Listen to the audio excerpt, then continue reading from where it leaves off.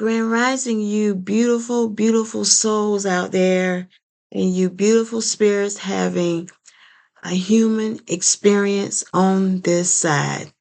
Well, today is Friday and it's November 1st. So I wanted to do a video and do my hair at the same time. So I'm hitting, how do you say it? Two birds with one stone. So as I'm getting my hair done, I'm gonna be doing a video. So y'all gonna see me in rare form on today because I gotta hit the roads or be ready at least by 6 a.m. this morning.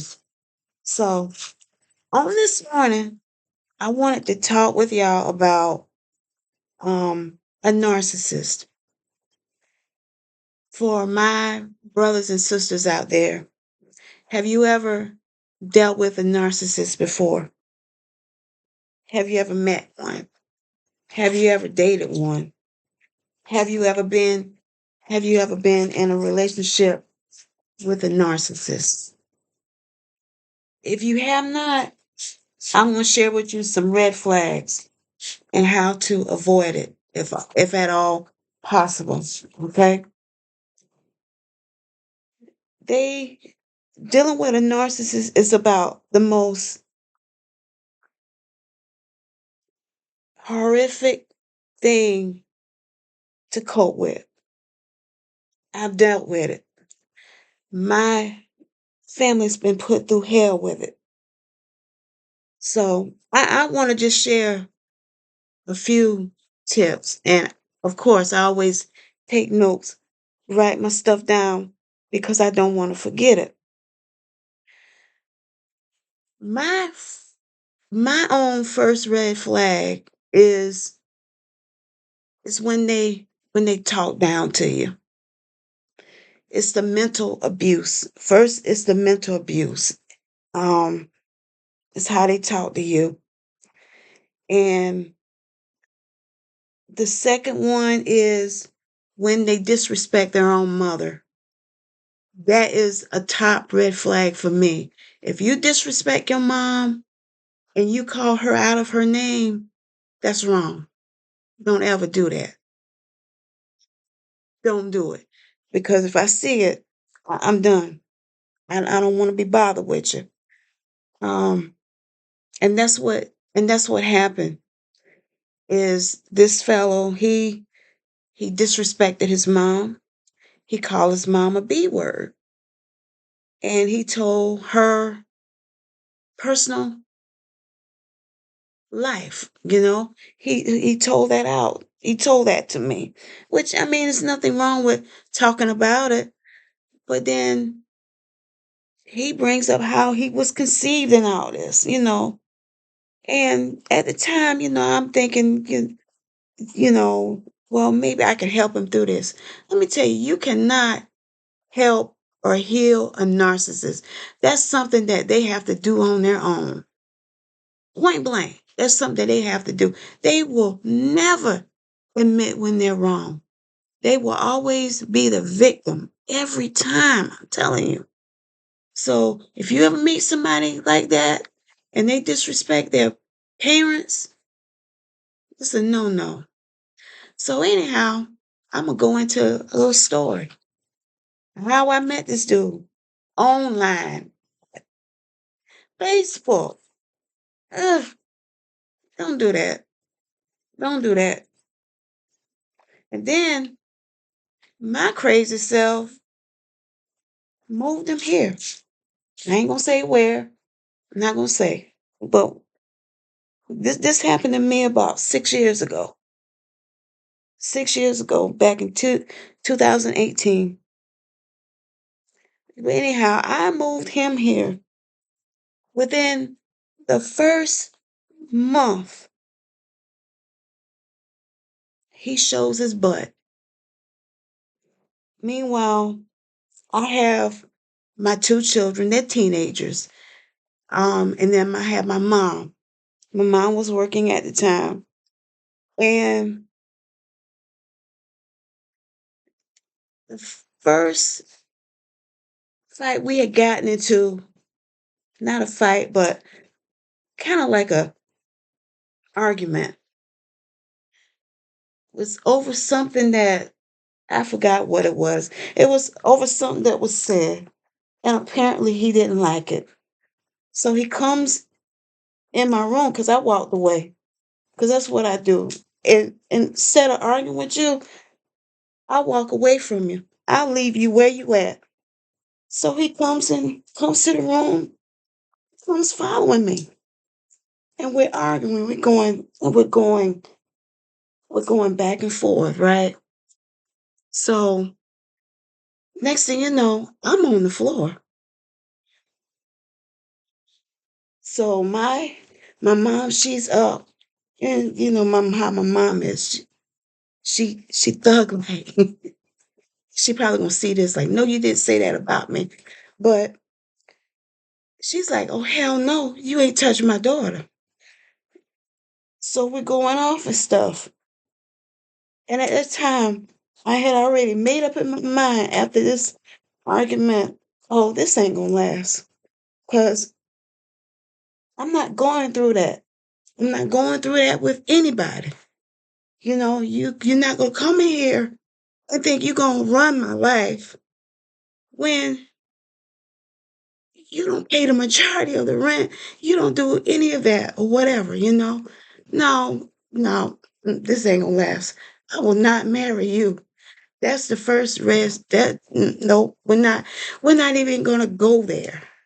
So as the months proceed, by every week we are getting in arguments every week. And I'm like, no. And you're gonna talk about I'm supposed to submit to you? You can't you don't even have enough respect for your own self. And you don't even have respect for me. You don't have respect for my children. You don't have respect for my mother. You know, so it's a no. No, you gotta go. I don't know how I'm gonna get your ass out, but you gotta go. So anyhow, I'm gonna speed past. You know, I'm gonna go ahead and so the next 4 to 5 months go by, and every week we argue. Every week is something. Every week, nothing I do pleases him. Nothing. Just the little simplest things would trigger him, would make him go off. So anyhow, we're gonna go 6 months ahead. So November come and it's Thanksgiving weekend. He goes completely off on me. At that time, I've about had it. I'm like, you know what?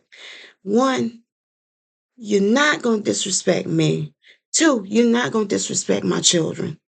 You know, they haven't done anything to you other than tell you stop being salty. Okay. Three, you definitely ain't gonna disrespect my mom. Cause you disrespect your mom and you cuss her out. Hell, if you're gonna do that to my mom. If I don't do it, you definitely not gonna do it. So he disrespected my mom. I'm looking for my hair thing. So anyhow, he disrespected her. And at that time, I made up my mind. I said, you know what? I gotta get this out of my house somehow, some way. So we had to end up getting the law involved to get him legally removed. And I had to get things moving. I had to get things moving. We had to get the law involved. Um, I had to leave my house for a week to get him moved out, to get him legally evicted. I had to get him, this was 6 months down the line. So I had to get him out. I had to get him out of my house. Okay. Anyhow, fast forward, we went to court the end of that week and told the judge my part. And he comes out talking to the judge, well, she had this and she had that and blah, blah, this and that. And the judge was like, that has nothing to do with this case. And then I said, Your Honor, may I speak? I said, I don't want anybody that disrespects my mom and my children. But most of all, I don't want a man that disrespects his own mother, calls her a B. And at that time, I'm going off. I'm screaming in court. And the judge said, Miss McWhite, you don't have to say anything else. That same day, he told him in the court, in the hearing, he said, you have to this afternoon to get out, to remove yourself from this property. He told me, he said, I will have a sheriff at a certain time to come there. You meet me there. You meet the sheriff there. I got there that afternoon. Sheriff met me there, had him go through my house and everything because the dude wasn't there or anything. And he finally got there after they arrived and stuff. And the only thing he could say, well, what about my dog and this and that? He said, you got to go. You've been ordered to leave.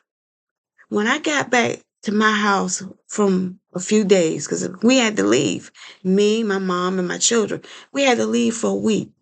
We had to spend a whole week in a hotel. For when we got back that day, I'll never forget it was on a Friday. It might have been a Thursday or Friday. But anyhow, we got back. My house was a mess. Paper all over the floor. This man put pictures. This guy, I know he's loose up top. This man put pictures all over my walls of me and my ex-husband, my first husband. Put pictures of us all over the wall. Then he tried to do witchcraft by burning the picture that me and my husband took. I'm like, what nut would go through your personal belongings and take your stuff? When I tell you he took some personal things of mine, like some like biblical literature and stuff. But I'm like, you know what? I can replace that. I don't care, long as he's out, long as he's not here anymore.